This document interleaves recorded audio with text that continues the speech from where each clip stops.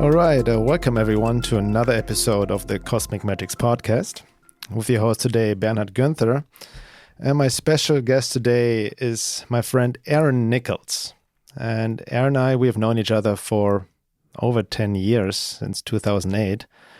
Aaron is originally from Los Angeles and living in Thailand/Boulder, Colorado, traveling all over. And the reason I have him on the podcast because Aaron and I, as I said, we go back many years ago, and he has helped me in my own personal path whenever I needed a man to talk to about personal stuff, reflections, insights, feedback.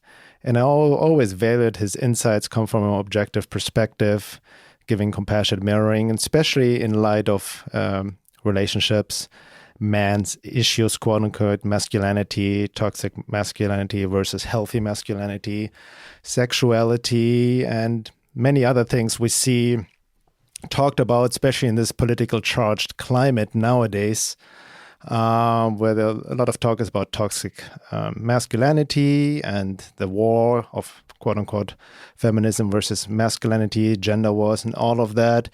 And it's hard to talk about it in the mainstream because everybody gets triggered, everybody's offended by something.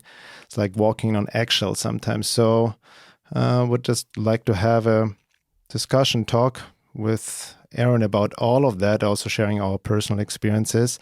In particular, talking about issues and issues or challenges we face as men in this day and age. So welcome to the podcast, Aaron. Thank you, Bernhard. It's good to be here. Excellent. So just maybe for the listener, can you share a bit about yourself, your journey so far, what you have learned, what you have worked at and as? Mm-hmm. Sure. So, I've kind of been all over the place and done a lot of experimenting, taken a number of different career paths. And, I think probably the main reason that you invited me here to have this conversation, of course, because we have a personal history together. And I think both being sort of men who've led alternative, not relatively non-traditional lives, we've related to each other quite a bit around things. And I think we're both kind of like rugged individualists in a way, right? But also, not in this like traditional masculine, like way that phrase has been used. But, we're both kind of like more sensitive, spiritually sensitive oriented sort of guys. So we've had a lot to relate with each other around in that way. But so aside from our personal relationship, I think, these things have always been really a main focal point for me, like sexuality and intimacy. And then being a man, sort of, exploring like, how does masculinity fit into, just like, what is my own personal exploration around being a man? And especially in these times it's like everything's kind of up in the air. I mean, everything is like, I don't know. It seems like, as we were talking about before, it's like everything's sort of, from my perspective, being broken so that it can be rebuilt. Mm-hmm. And, where does masculinity fit into that, and where do men fit into that? And so I've personally I haven't done like a whole ton of men's work. I haven't been on all of the retreats and trainings, but I've done a fair amount of it. And I personally, it kind of goes into my own personal astrology where the intimacy and sexuality are kind of like right at the center of everything. So it's just like my own personal karma to explore these things. So really from a young age, like around, I think, like 18, I started learning, like reading books about sex and relating. And so it's just been a very strong area of interest for me. And then years ago, I was doing coaching for men around intimacy and sexuality as I started to break through my own like nice guy behavior and, shyness with women and white knight sort of stuff. And then sort of started to find my own confidence in relating with women and around, I already had a fair amount of confidence sexually, but I was kind of like shy with women and insecure. And it's funny how actually I'm feeling a little bit insecure right now. Exactly. Yeah. It's good. Yeah. No, it's yeah.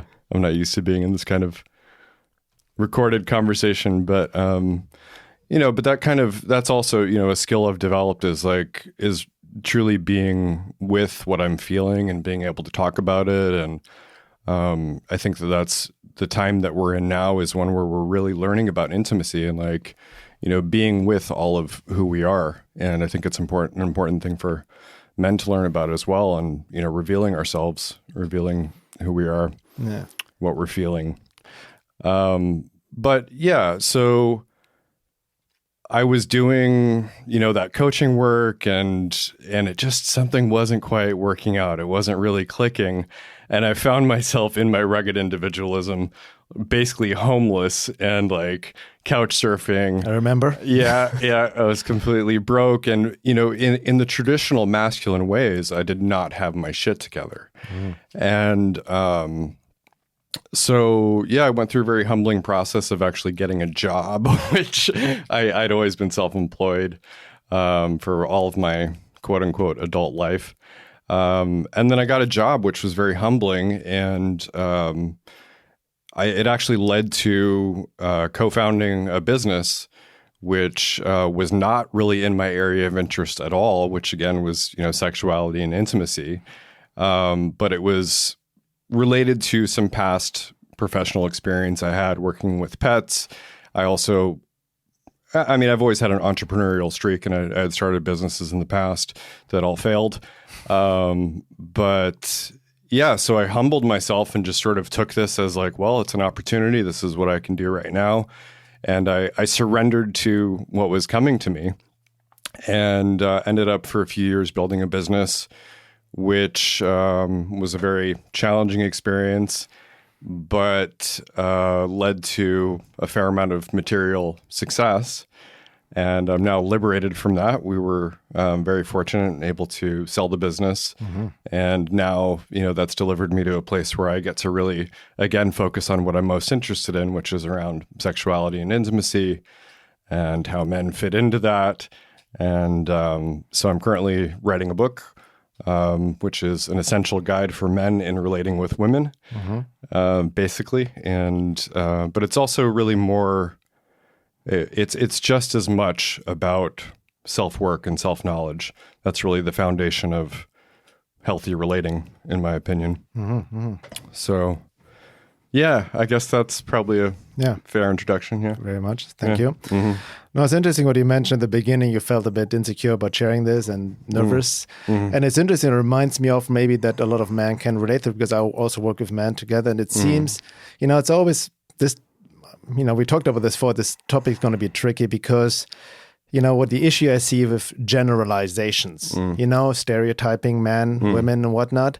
But there's something to be said about what all men struggle with to varying degrees, but the way it expresses itself is very individualistic. You even mentioned your astrology chart. We can get into that as well. Our personal lessons, talents and whatnot, they're very unique to each individual. Everybody's very different in that sense.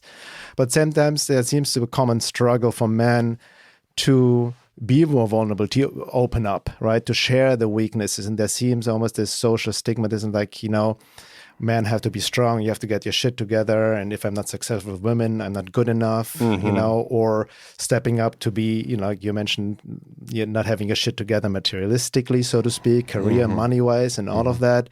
So what do you see the reason why men, because it seems to me, generally speaking, when I, also work coaching services or my body work, or when I go to yoga classes, workshops, retreats, they're mostly always more women there, generally speaking, who are more open to that kind of work and not very men. Why do you think that is? Well, I think in general, women tend to be more feminine and sensitive emotionally and interested in their inner world. So I do think that there's sort of a natural tendency toward that. But I also think that there is a way that, it's one of the things I want to say right out of the gate is that this is complicated, complex shit, which has a lot to do with social conditioning, but also just the complexities of our own individual psyches, as you were talking about.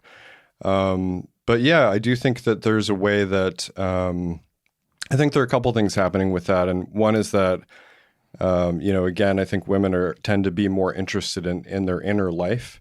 But I also think that there's a way that men are sort of, at this time, sort of confronted by two very opposed and confusing messages, which is one, the conditioning we've all grown up with, like you should be stoic and manly and not really be emotionally driven, or you should basically just be that sort of traditional toughen up, boys don't cry. Yeah, exactly. These Don't kind of be a things. pussy. Yeah. And then at the same time, we've been getting this cultural message that being a man is bad and wrong, and that masculinity is bad and Right. wrong. And so what I think that's kind of done is put men in a position where we don't want to do anything. And there's this sort of movement toward men being just checked out. It's like, okay, so I can't be assertive. I can't, kind of, and this doesn't happen to everyone, because I think a lot of people are still kind of just plugged into the traditional ways of being. But then those people who I think are sort of, again, innately a little bit more sensitive have taken on this misandrist, and for those who don't know, misandry is basically what misogyny is, like where, misogyny is hatred and contempt for women. Misandry is hatred and contempt for men. And there's this undercurrent in our culture of misandry. And so I think those of us who are more sensitive sort of become defeated, essentially. And so it's like, we don't want to, again, there's the messaging of like, be strong, don't be a pussy. And so it's like, if we were to go into an environment that requires emotional vulnerability, that's really scary. So, again, workshops and things where there's group connection, there's a lot of emotional vulnerability in that and being exposed in a way. So I do think there's that. So I think there was another reason that I was trying to point to, but yeah, I do think that's the main thing. Yeah. Yeah. Now that's an interesting point I also want to get into, especially in today's climate with this so-called toxic masculinity and the Me Too movement, which has its place, empowering women, speaking up, but it has its shadow side. Sure. Obviously, right? There's a lot of this revenge against men, or, even the baby's thrown out with the bathwater, so to speak, with masculine values, right? So it can leave, like you said, men very insecure, and you don't even know what to do or think or say anymore, let alone approach women. Anything could be seen as quote unquote abuse, emotional, sexual abuse, just looking wrong, quote unquote, at the woman. So, it creates a lot of more insecurity, a lot of shame and guilt, because I've worked with a lot of men as well, and they open themselves up with their own, challenges and issues. And there's, for the most part, just a lot of shame and guilt around it. Absolutely. And maybe men have a quote unquote easier time to mask it up behind their masculine shell, right? Or armored up their bodies. Like you said, women are maybe more sensitive, more internally oriented. Men are more action oriented and have the social pressure, maybe also from early on social programming to be the man in the house and all of that. Right. And what you mentioned also, I can relate to that. Growing up very insecure and being rejected by women was the norm in my life. Like I come, personally speaking, was bullied in school. My first girlfriend, the first time I had sex was at the age of 19, and then really rejected, even my 20s, being single, left me very insecure, not having quote unquote success with the women. Yeah. Just like it's an ego thing too. And it's not about feeding ego, but also developing a healthy ego. Yeah. Right. And so that can be very damaging, and you don't, because we're not prepared, we're not taught any of that in school, right? Yeah. We're not taught really anything in school. socially, emotionally, psychologically in school. Yeah. That's what it comes down to. Yeah. But, then you quote unquote learn the hard way. But then I feel sometimes, because you said about like, interesting, you mentioned in the beginning you were shy, more approaching women, but that has then also taken on, I remember those days, or, this whole, what it's called, pickup movement. Yeah. What was it called? Pickup artists. Pickup artists. Pua. Exactly. But that has also become very pathological in a sense of just, Oh, yeah. just basing your manhood on how many phone numbers you can get, how you approach women, Sure. and then it's very manipulative. Yeah. Right. Yeah. And I think that, before there was a sort of science developed around that, and it actually was pretty scientific originally, the people who developed pickup art. So it's kind of fascinating in that way. But there was already this sort of belief that I had grown up with that my value or my identity as a man is largely based on how much pussy I could get, essentially.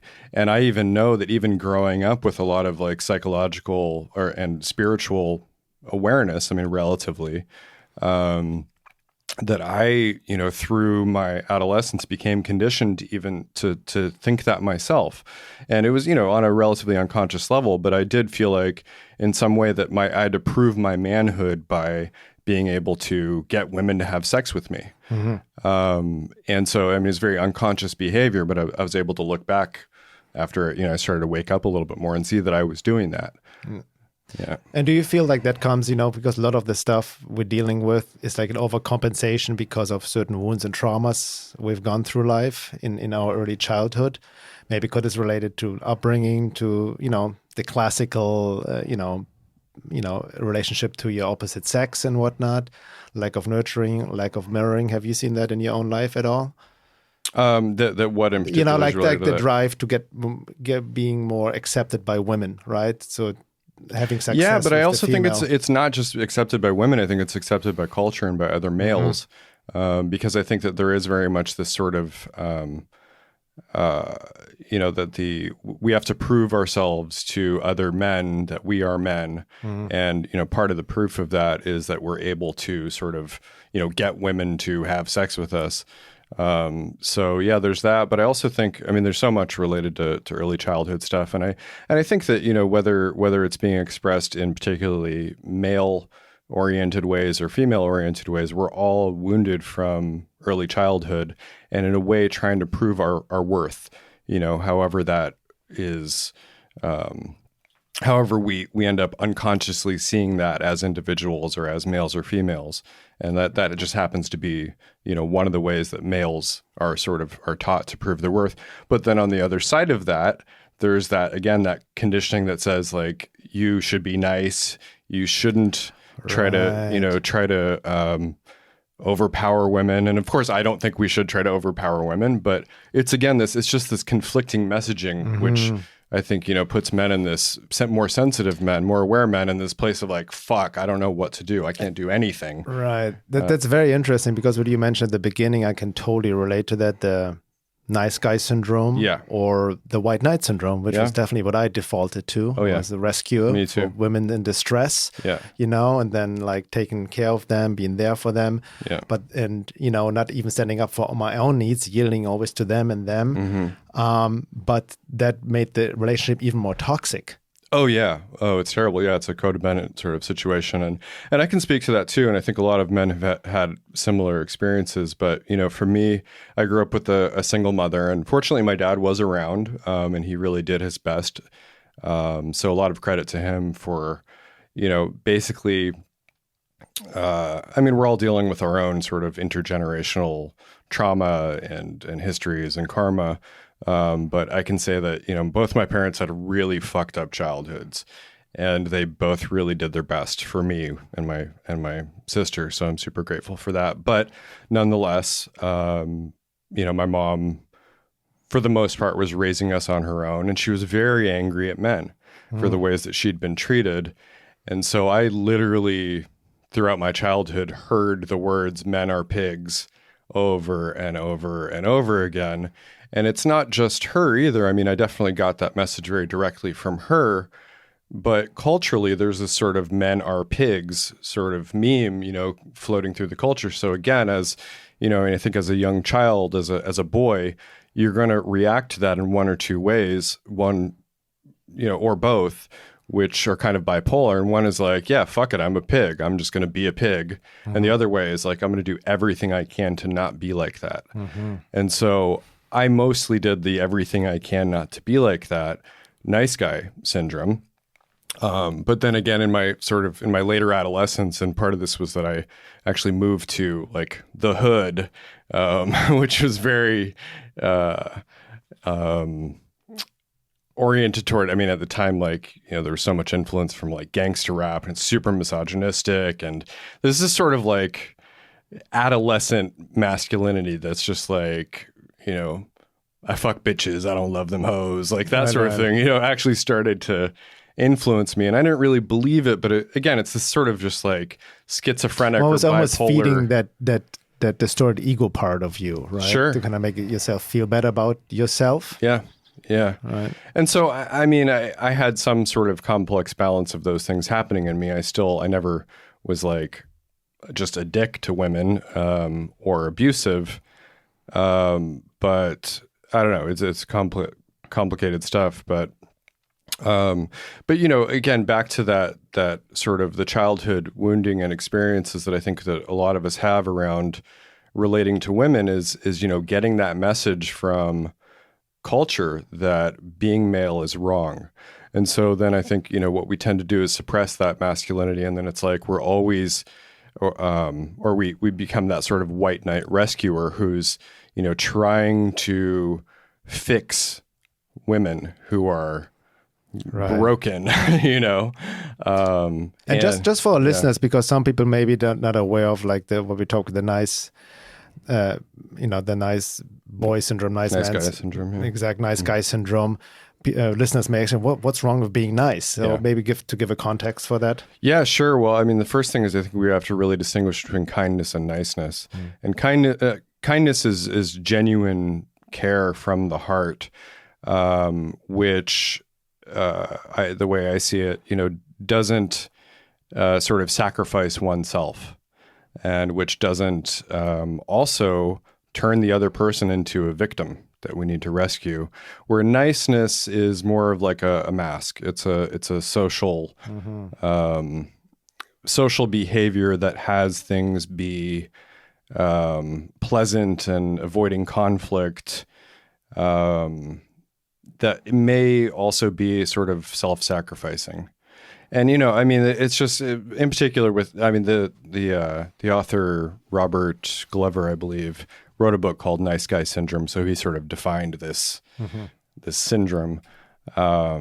Which doesn't imply to be an asshole or a dick, right? Not opposite, at all. Right? Not at all. But, you know, there is a way that, I mean, I would never encourage anyone to be an asshole or a dick, or, you know, but there is a way that, you know, at least the way Robert Glover sort of prescribes, and also part of my own personal process was learning to get out of nice guy syndrome. We have to really start to be in touch with our own needs and our own desires, and learn to be assertive as well, and to be to go after what we want. And so that was a big thing for me. And one of my teachers years ago used this analogy of a folded piece of paper, where, so if a piece of paper has been folded in one direction for a long time, you can straighten it out. So trying to kind of achieve a balance, or, you know, an aligned way of being, but it's going to keep folding. Its tendency is going to be to keep folding in the direction it was folded. And we might need to fold it a little farther in the other direction to get it to really right itself, to straighten out. And so there may be, part of my own process was actually learning to be a little bit obnoxiously assertive. And, you know, not in a way that's like overriding anyone else's desires, but, you know, just pushing a little bit harder in the direction of like, I'm going to actually, you know, approach women and say the wrong thing, and, you know, just like be, go further in the direction of asserting my desires than I ultimately will balance out to. Yeah. And I mean, there's a lot more to that, I think, that can be said, but point being that, you know, we need to sometimes like push harder in the opposite direction that we've been going in order to achieve balance. And it also would imply to, you know, what you talk about, just being authenticity, right? To being your true self. And that's a tricky topic. I've talked about it. We've written, I think you also wrote about it, because authenticity can be mistaken for all kinds of things. Yeah. Can be mistaken as a justification to act out your neurotic, wounded ego, right? And I'm just authentic, or this distortion of individuality, which also we see in official culture of narcissists, being hailed as role models and all of that. But true authenticity means beyond in touch, like I said, with your needs, with your deeper quote unquote soul purpose. That's a loaded word, but just something more you learn by yourself inquire, knowing yourself better. And the more you know yourself, then the less you're also looking outside for this validation, right? Because that's where a lot of men, all genders, men or women, other genders, let's talk about this later, are looking maybe validation externally. From the opposite sex, so to speak. Yeah. And I think that's at the core of a lot of our issues is the need for external validation to be. And it's really, the funny thing is that it's always related to sort of our self-image, and wanting our self-image to be validated rather than our authentic self, which doesn't need validation. It's like if you really know, who you are, which is a lifelong process, I think, but that self-knowledge doesn't need to be validated. And that's part of why I think that I was mentioning like in my book that I'm writing, the self-knowledge is really foundational. And that's for the purpose of relating too, so that you can have authentic, quote unquote, authentic relationships, but also so that you're not, seeking attention or validation from others, rather than true connection. Yeah. But authenticity is a really interesting thing, because it's like, it implies sort of like to be authentic, you're quote unquote being yourself, but who are you anyway? And who, the classic advice, like the dating advice, has always been like, well, there's been all kinds of dating advice, and a lot of the pickup art stuff is very inauthentic. It's really scripted and manipulative. But then some people, of course, you always hear, just be yourself. And it's like, oh, sure, easier said than done. Who do you think you are? Exactly, my point. Like, who are you? That's the ultimate question. And if you really sincerely explore that question, it can open up a can of worms, because not only you maybe find your true self, your talents, your gifts, and who your quote unquote calling, but all the shit you've been avoided, you've suppressed, your wounds, traumas, the lies you tell yourself, and all of that, the mask breaks open. Yeah. Right. So. It's interesting what I've also noted, I've seen this in myself. Like I mentioned, I was very insecure, not successful with women at all, rejected all the time because of my own insecurity. And there's also the psychological rule, you attract where you're at, the outside reflects the inside. So the way you quote feel about yourself, especially unconscious, that's how other people relate to you as well. Oh yeah. And it's not just a superficial confidence. It's not about just that ego confidence, but also internally. Yeah. Right. So a lot of things we have suppressed. But I've also noticed, some people, and it goes for both men or women, are very externally over-focused on finding the right partner and almost obsessed with relationship because they have not found their calling within. Yeah. Right. Because I remember my 20s, yes, I was rejected by women and all of that. There was long periods of just being single. But back then it didn't bother me that much because I was obsessed in those years with music, drumming. Like I had this is what I need to do. Like that my drum set was my girlfriend, right? I'd rather play hours in my rehearsal room than trying to go out and hit on women and whatnot. So that kind of was my path back then. But that also helped me to process internally, it became exploration, music, drumming, my internal process. So it's all about what we have been tricked into society through the cultural conditioning. We be bombarded that we have. It's almost, especially years ago. When you're single, something must be wrong with you. And I also fell in the trap of comparison. I met my friends that were in relationships and I was envious at them and felt alone, so I took this on. So there's just this external pressure constantly if we don't really focus more internally and don't get, and sincerely inquire within to really find the quote unquote true self, like you said before, which doesn't need to be validated. Yeah. Yeah, indeed. Yeah. I think another interesting thing about, idea of authenticity is that I actually read something that Laura posted a while back that tipped me off to this, but it's related to the word author. And so I've looked into the etymology of this. And so the author is someone who writes a story or writes or creates something. And so there's a way that it's like authenticity requires that you are the creator of yourself. And then of course that can go deeper to like, well, there's God, and in a way we can be like channeling God or something higher and whatnot. And that could be a little bit complicated or confusing, but there's a sense of authority, which is another word that's related. And so, that takes a lot of work and inner awareness to really be one's own authority. And that is what also leads to authentic relationships, is really being the authority of yourself and not being dependent on validation, external validation. So yeah, I just think that's another interesting aspect of it. So as we touched on a little bit, how does this, in this current climate, social climate,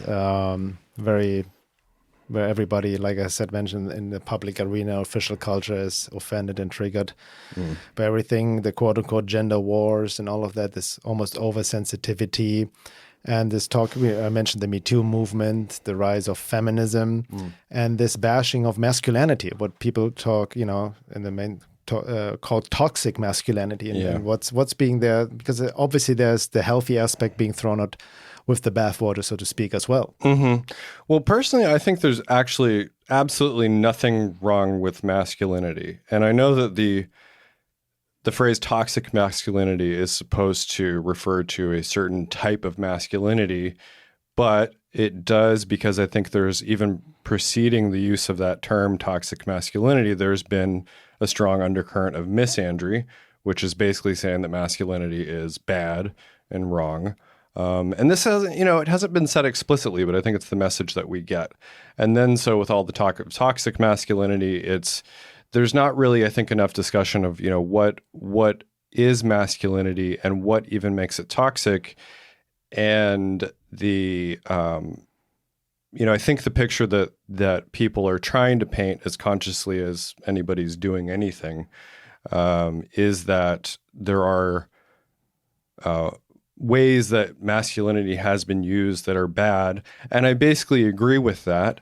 But I do think that there is a reciprocal relationship, and that's what, is very non-politically correct to talk about, where, it's not victim blaming. And I'm not saying that like someone who was raped, like, deserved it or, created it for themselves. And I mean, on a spiritual level, honestly, I think in some way there's a lot of unknowns. There's a lot of unknowns. And also I think that, there are things we learn from everything. And I can say myself too, that I've been, as an infant, I experienced sexual abuse. And so I'm not saying this as like a person who hasn't been in a victim role.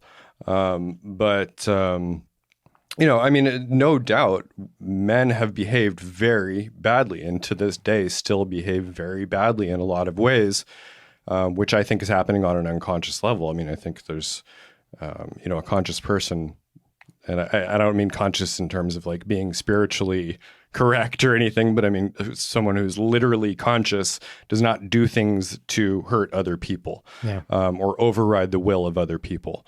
So anyway, I think that, there are ways that men, not masculinity, that men have done very bad things. But I also think that essentially through the evolution of human beings, there has been this it's less, what's not toxic is the masculinity. What's toxic is the relationship between the masculine and feminine. And, I was reading some, Eva Perracco's Pathwork recently, and she actually laid it out in a really interesting way, which is so funny. Like, I wonder how people would react to this, like, if she was saying this kind of thing now. Not that she was ever really mainstream, but, what she was talking about was how there's actually historically always been this mutual resentment between men and women, because on one side, women have been like, I'm oppressed, I don't have freedom. And men are like, you're fucking worthless and dependent on me. I do everything to keep this household running. Like I bring in all the money, I do all these things. And I think that's also part of what gets lost in the conversation about toxic masculinity is actually what's good about men and the ways that we historically, have been providing and protecting, and we do the crap jobs. Like, we're the ones like fucking in the sewer cleaning shit up and, and also protecting humankind from wild animals and, all of the threats of the world. And so there are ways that, I think inherently masculinity is, I don't want to say good or bad, but it's neutral, and inherently femininity is neutral. And there are toxic expressions of both, but those toxic expressions don't exist independently of each other. It's actually a mutual relationship. So I think that our task really moving forward is to find the proper relationship of these things, and that it happens internally first in all of us as individuals, men and women. Yeah. Yeah. So that's a great segue, because it reminds me of like a lot of women or men. Many people blame patriarchy, right, for the issues in our world, male dominance and all of that. And there's some truth to it. But I really enjoyed Philip Shepard's view on that. Philip Shepard, I had him on the podcast a few episodes ago on the topic of embodiment. And he wrote in his book, New Self, New World, that we don't live in the patriarchy, but in the patrifocal society, obsessed or addicted or identified with the male aspect of consciousness. Yeah. So getting it away from the gender identification of male and female, but making it an aspect of consciousness. And what is the male aspect of consciousness? It resides in the head. It's logic, it's structure, it's control, it's order, it's doing. Yeah. Right? It's growth. It's what we all see, capitalism, all the systems and all of that. And the feminine aspect of being is rooted in the body. It embraces all, it yields, it nurtures, it's connected to all that is, it's rested in being. Yeah, and right? feeling. And feeling and all of that. So it's being and doing, but they both need to come together. And we have, we talked about this before, turn these things around, right? Yeah, that's right. And it needs to be, the male needs to surrender to the feminine, first being and then doing.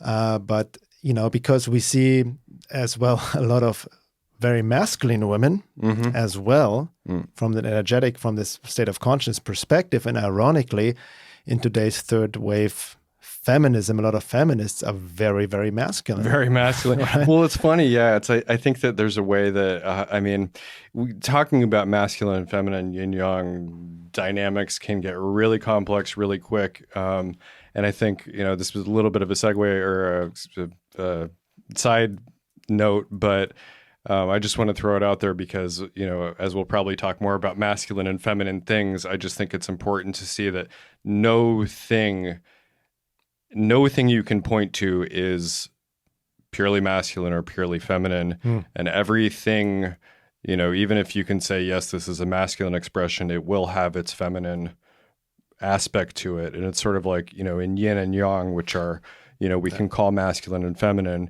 Each one, in the Tai Chi symbol, there's on the yin side, there's a dot of yang, and on the yang side, a dot of yin. But even that's just one diagram and way of depicting it. But you could even say that each of those sides, the yin and yang, have their masculine and feminine side, and it sort of divides infinitely.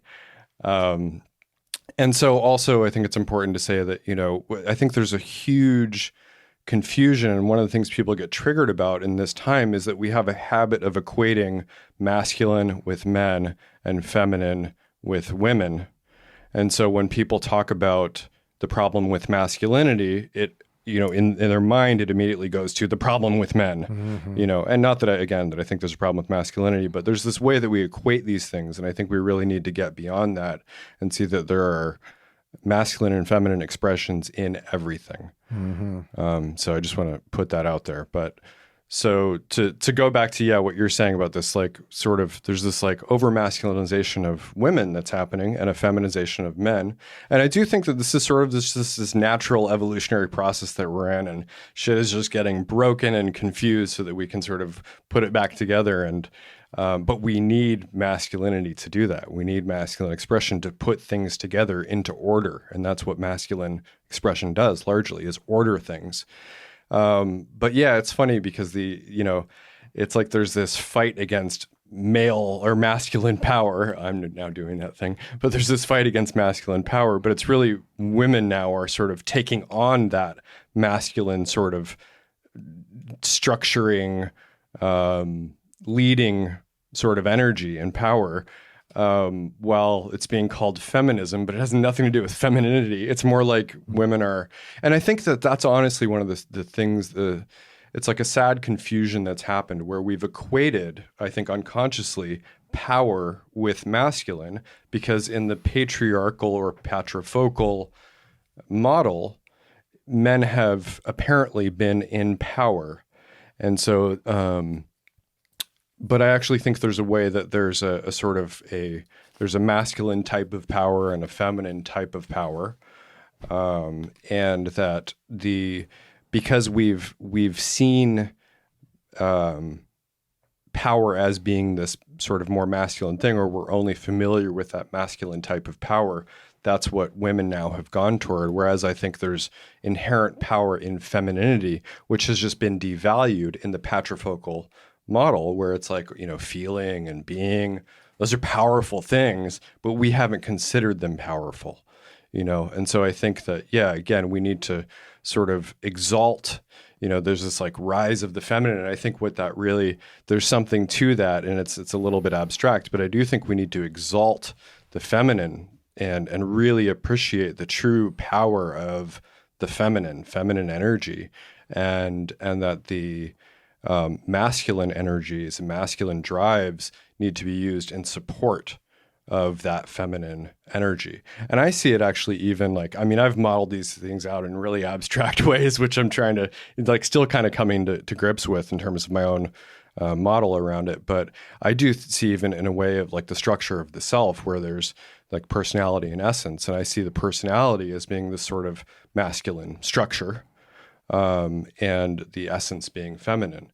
And in a way, it's like, culturally, we have valued in the patriarchal or patrifocal sort of culture, we've valued structure and the personality, and the sort of external representation of who we are. And what I think we need to do, and it's part of our spiritual development, is to make the essence and knowledge of and being with the essence primary. And then it's the structure of the personality that supports and gives a vehicle for the becomes an expression for essence expressed, right. In the world. And so I actually think that this is this process of the sort of the dissolution of the structures that we know, and then the rebuilding that can happen is actually something that takes place in each of us and not just in the world. But it's a way that we can kind of orient ourselves. I like that's very, very interesting. I like that analogy with personality and essence. And I agree what we see nowadays with the gender wars, the political non-binary movement, and the 50, 100, 7, I don't know, many genders out there right now, and pronouns and all of that. And then, men and women fighting each other. But it's all what I see.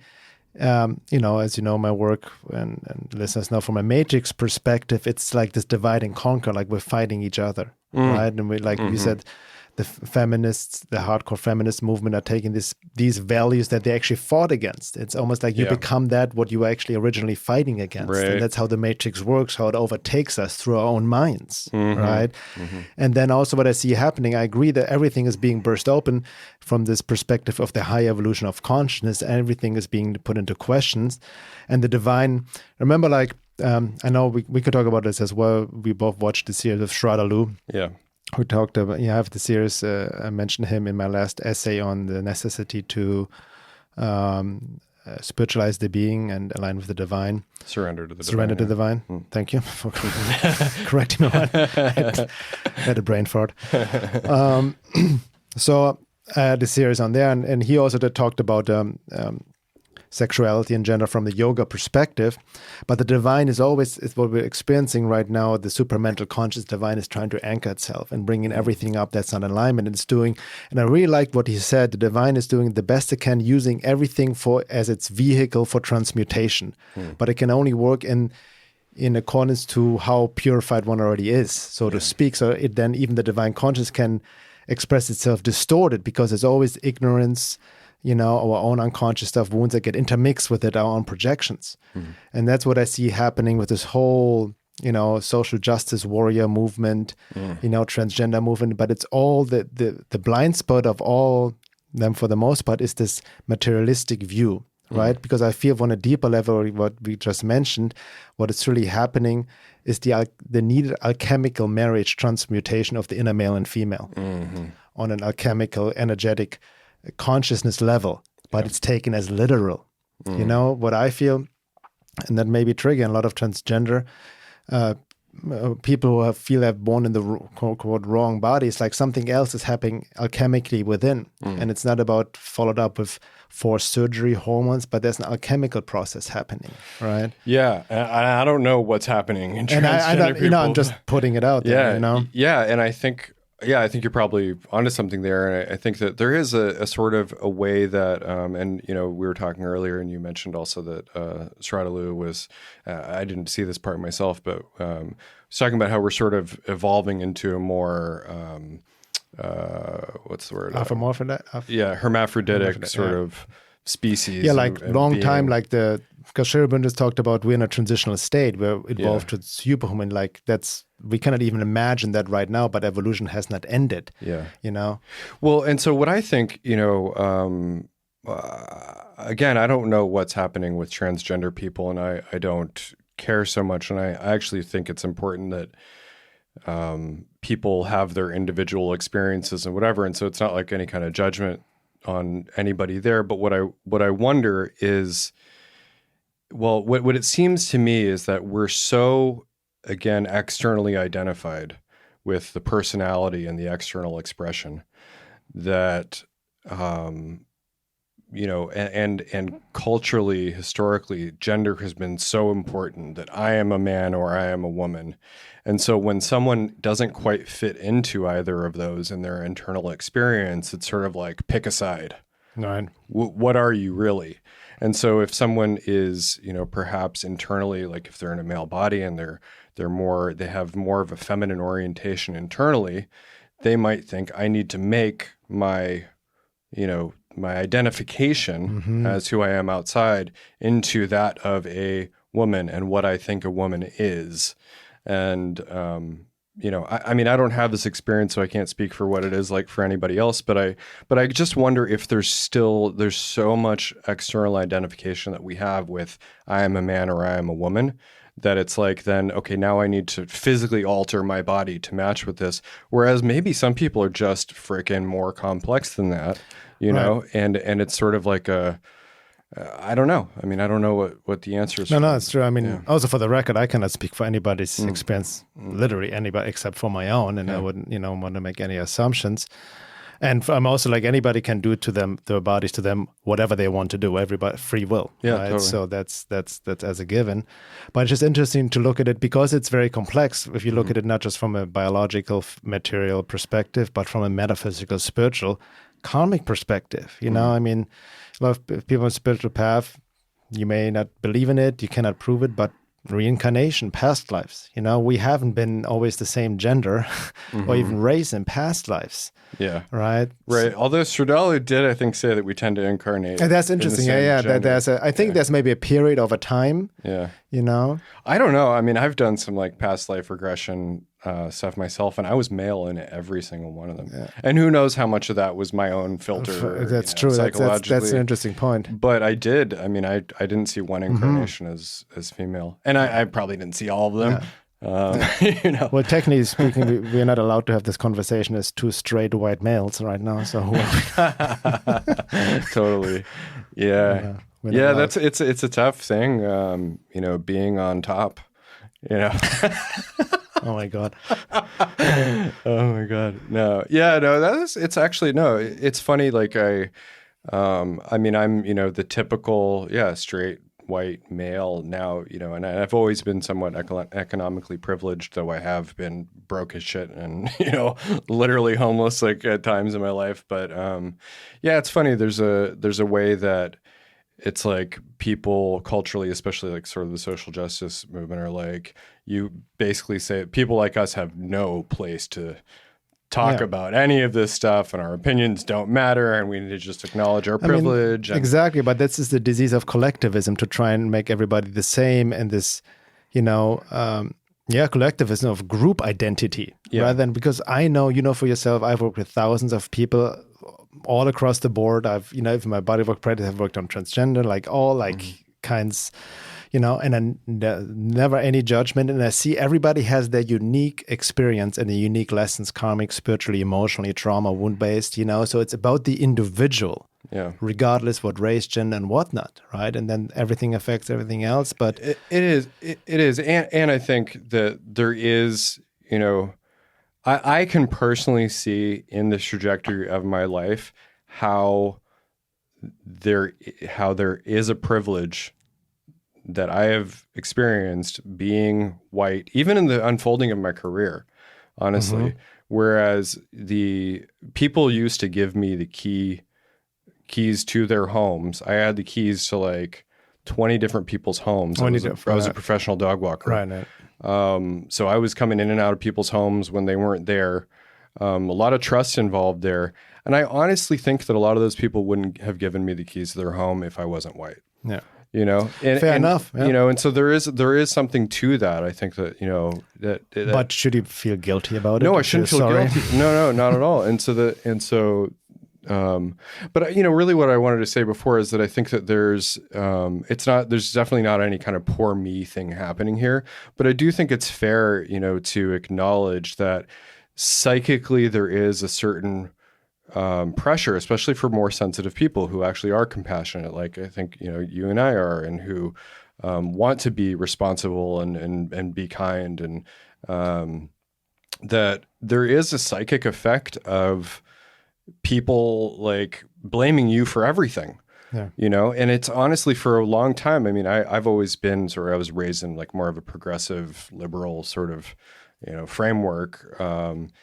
And so I myself, I mean, especially when I lived in a black neighborhood, I fucking hated white people, and I thought like there was like this self-hating thing. And I was like, all of the problems of the world come from white men. And now I can see, I think that's like literally not true, but also,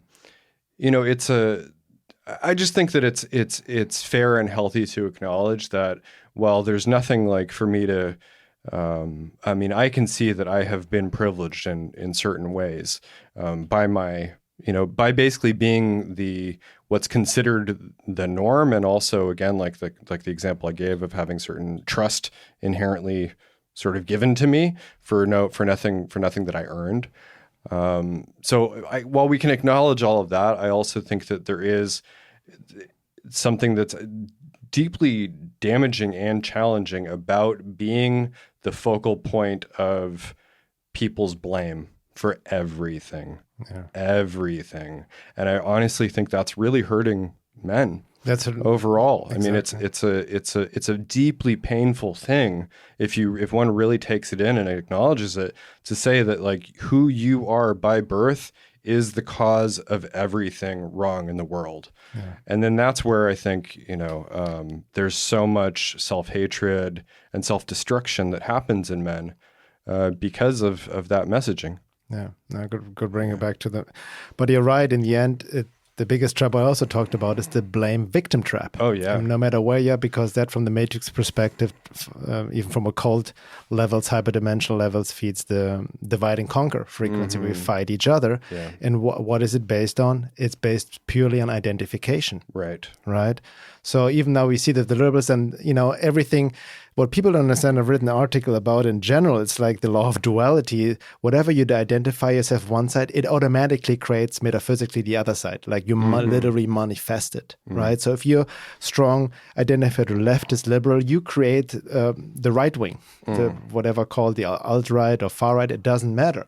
So you just like, as long as you strongly identified with one side, you create, in that sense, support the other side. It's this perpetual loop of conflict. You're caught in that loop. You won't get out unless you let go of the identification. So in general, what you mentioned before is just the strong identification with external, with personality, with gender, whatever it may be, with race, whatnot. That's actually the key that keeps us from, quote unquote, uniting or healing or having a more compassionate society. I don't know, like this ideal we are striving towards, but it's all based also on conditioning and wounding and whatnot, right? And like you said, like, and then not understanding higher laws, metaphysical laws, the law, universal laws, the law of cause and effect, karma and all of that, who knows, who we might have been in past lives and whatnot. So all of that comes into the equation. Yeah, and as we were talking about earlier too, I think again, it's not like to say people should just get over the ways they've been abused or anything like that. But I do think that there are lessons in everything, and I was giving the example of someone who, whose birth trauma and later traumas in life all informed their life's purpose, or were interrelated at least, and that was revealed later that their life purpose was sort of shown in their deepest traumas. And I think that's the case for me too. That's can I say something? Yeah. That's fascinating, because I remember what you said. You mentioned actually what you mentioned was the story of Wim Hof. Yeah. Right. Who can you maybe just share that? Yeah, sure. So Wim Hof was sort of inexplicably drawn to the cold in his late teenage years, I believe, the cold and breath work. And he had some inclination that he wanted to develop sort of spiritual powers or siddhis, but he didn't really know why he was drawn to the cold specifically and breath work. And then later in life, his mom told him the story of his birth, where he was born severely, like dangerously deprived of oxygen and into an environment that was too cold, really, for an infant, for a newborn. And so, it was like right there, the two keys to the ways that he developed his powers were right there at his birth. And then also later, his wife committed suicide, and that sort of further informed and shaped his mission to help people be happy. Now that's fascinating, because that we can maybe all relate this to our own life story, because when I look back into my life, certain struggles, and really I've been quote unquote well off for the most part, but it's also relative suffering, right? But I had my own challenges and sufferings, depressions, suicidal tendencies, and all of that. And intense, we all have our challenges in life, deeply suffering. But then looking back at some of these experiences that were literally initiations, almost tough grace needed to bring me to the place where I'm at right now. Yeah. And now it reminds me also of Sri Aurobindo, for example. He was imprisoned in solitary confinement for a year until he had this vision and this enlightenment, and God, divine speaking to him, yes, that was my doing, because I need you to have that experience to do the work I put you here for. So that goes back again where everything you thought we only can see through this very limited lens of our mind, the rational mind. And who knows, we don't see with what the mother said, with the eyes of the divine, what the higher plan really is. That's right. And it's hard to say to someone who's lived a very, let's say, underprivileged or traumatic life. That's something they would have to discover and decide for themselves. But I think that's where another really triggering person, Jordan Peterson, he's probably like the most triggering person in the sort of the mainstream, I guess. In the mainstream. Yeah. But that's where I think his message of self-responsibility is really important, and I think it's critical. And he's not the only person saying that, but it is kind of his core message. And so whether you take that only sort of on a psychological basis, and William James, who founded psychology, basically his whole revelation in his life that turned his whole life around was taking 100% responsibility for everything in his life. And so just from a psychological perspective, that's powerful. And saying like, you know what, no matter what happened to me in the past, I'm responsible for now. And I didn't do these things to myself, at least, from a sort of basis in physical reality, but I'm responsible for fixing them. Yeah. And so that's helpful psychologically, but then also I think spiritually it can be taken farther to, in some way I've created this whole experience for myself, which is super powerful. And I think that's sort of what everyone needs to move forward in their lives. And that this, to not be taking the position of I'm a victim, because that being a victim necessarily puts the responsibility outside of yourself, and blaming. We're always blaming someone else. Yeah. And I think that's across culturally, no matter what someone's position of privilege is, even people who are, highly privileged blame other people for their problems and blame, whether it's, they blame the liberals or they blame the conservatives or whatever. It's just like, blame is pervasive. And I think it's actually one of our biggest problems. Exactly. Yeah. No, I'm glad you brought up Jordan Peterson. I don't mention much, also for the record, I know we both agree with some of the things he said, but we, not with everything. Not right? everything. He obviously has his own issues. There's always a red flag if somebody gets so popular in the mainstream. So there's something missing. Yeah. So it's just, truth is mixed with lies as well. But, it's interesting that, anybody gets triggered by anybody is a big lesson, big sign to look within yourself, what's actually going on, right? Yeah. So that's the main, if you have some basic understanding of just psychology. Yeah, but most people will not, because they're it's easier. It feels living totally fucking automatically. Exactly. So which maybe we'll get into in the second hour. Exactly. Huh? So we're ending in the first hour here. Yeah. The second hour, I really want to talk more about deeper, like this topic of masculinity, healthy masculinity, what it actually looks like. Sure.